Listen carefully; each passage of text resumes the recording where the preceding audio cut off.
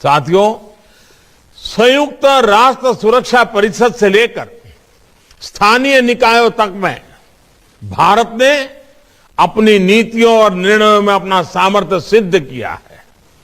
भारत ने 2016 में ये लक्ष्य रखा था कि वो साल 2030 तक अपनी इंस्टॉल्ड इलेक्ट्रिसिटी कैपेसिटी का 40% नॉन फोसिल एनर्जी सोर्स से पूरा करेगा। भारत ने अपना ये लक्ष्य 2030 का जो लक्ष्य था वो नवंबर 2021 में ही प्राप्त कर लिया। क्लाइमेट चेंज के खिलाफ विश्व का नेतृत्व करते हुए भारत ने 2070 तक नेट जीरो कार्बन एमिशन का भी लक्ष्य दुनिया के सामने रखा है। आज भारत हाइड्रोजन मिशन पर काम कर रहा है, इलेक्ट्रिक व्हीकल्स पर लीड ले रहा है। देश में करोड़ों एलईडी बल्ब वितरित करने से हर साल गरीबों के मध्यम वर्ग के करीब 20,000 करोड़ रुपए बिजली बिल्स में कम आए हैं। देश भर के शहरों में स्थानीय निकायों द्वारा स्ट्रीट लाइट्स को भी एलईडी से बदलने से का अभियान चलाया गया है। और मेरे किसान भाई, हमारे अन्नदाता ऊर्जादाता बने, इसके लिए भी भारत बहुत बड़ा अभियान चला रहा है।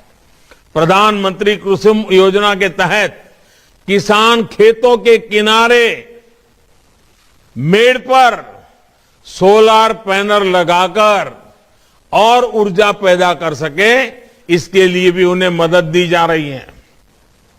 लाखों किसानों को सरकार द्वारा सोलर पंप दिए गए हैं।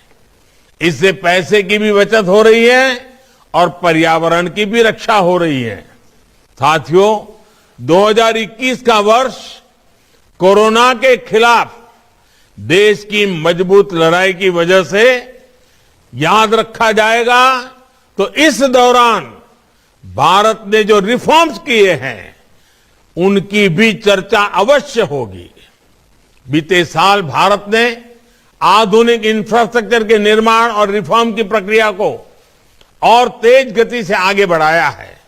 सरकार का दखल कम हो, हर भारतीय का सामर्थ्य निखरे और सबके प्रयास से राष्ट्रीय लक्ष्यों की प्राप्ति हो, इसी प्रतिबद्धता से उसी को सशक्त किया जा रहा है।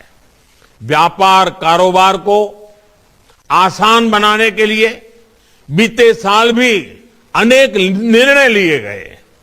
पीएम गति शक्ति नेशनल मास्टर प्लान देश में इंफ्रास्ट्रक्चर निर्माण की गति को नई धार देने वाला है।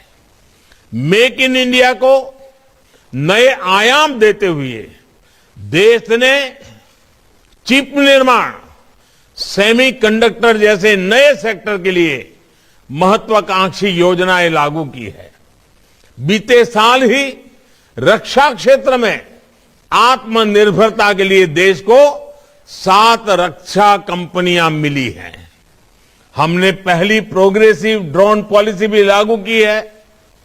अंतरिक्ष में देश की आकांक्षाओं को नई उड़ान देते हुए इंडियन स्पेस एसोसिएशन का गठन किया गया है। साथियों, डिजिटल इंडिया अभियान भारत में हो रहे विकास को गांव-गांव तक ले जाने में बड़ी भूमिका निभा रहा है। 2021 में हजारों नए गांवों को ऑप्टिकल फाइबर केबल से जोड़ा जा गया है। इसका बहुत लाभ हमारे किसान साथियों, उनके परिवारों, उनके बच्चों को भी हुआ है। 2021 में ही ई रूपी जैसा नया डिजिटल पेमेंट, ये पेमेंट समाधान भी शुरू किया गया है। एक देश एक राशन कार्ड भी देश भर में लागू हो चुका है। आज देश के असंगठित क्षेत्र के श्रमिकों को ई श्रम कार्ड दिए जा रहे हैं ताकि सरकारी योजनाओं का लाभ उन तक आसानी से पहुंच पाए। भाइयों और बहनों, वर्ष 2022 में हमें अपनी गति को और तेज करना है। कोरोना की चुनौतियां हैं, लेकिन कोरोना भारत की रफ्तार नहीं रोक सकता।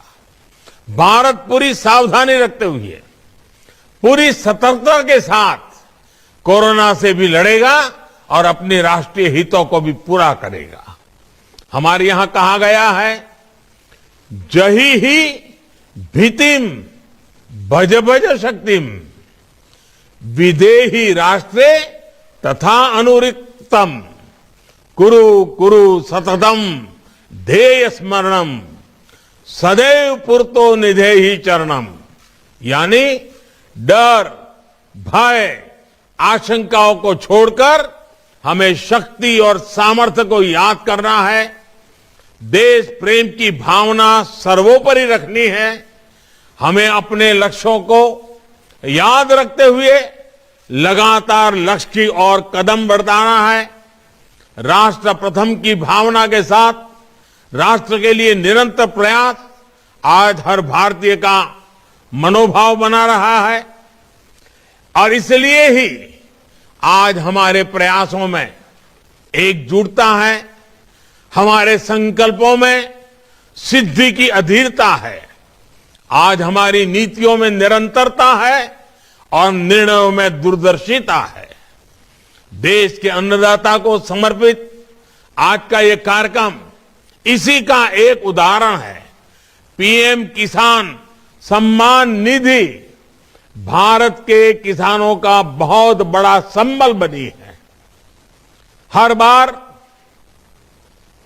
हर किस्त समय से हर साल हजारों करोड़ रुपए का ट्रांसफर बिना किसी बिचौलिए के, बिना किसी कमीशन के। पहले कोई कल्पना भी नहीं कर सकता था कि भारत में ऐसा भी हो सकता है। आज की राशि को मिला दें तो किसान सम्मान निधि के तहत किसानों के खाते में 1,80,000 करोड़ रुपए से ज्यादा ट्रांसफर हो चुके हैं। आज उनके छोटे छोटे खर्चों के लिए ये किसान सम्मान निधि बहुत काम आ रही है। छोटे किसान इस राशि में से अच्छी क्वालिटी के बीज खरीद रहे हैं, अच्छी खाद और उपकरणों का इस्तेमाल कर रहे हैं। साथियों, देश के छोटे किसानों के बढ़ते हुए सामर्थ्य को संगठित रूप देने में हमारे किसान उत्पाद संगठनों एफपीओज की बड़ी भूमिका है। जो छोटा किसान पहले अलग थलग रहता था, उसके पास अब एफपीओ के रूप में 5 बड़ी शक्तियां हैं। पहली शक्ति है बेहतर बार्गेनिंग, यानी कि मोलभाव की शक्ति। आप सब जानते हैं कि जब आप अकेले खेती करते हैं तो क्या होता है, आप बीज से लेकर खाद तक सब खरीदते तो फुटकर में हैं, लेकिन बेचते थोक में हैं।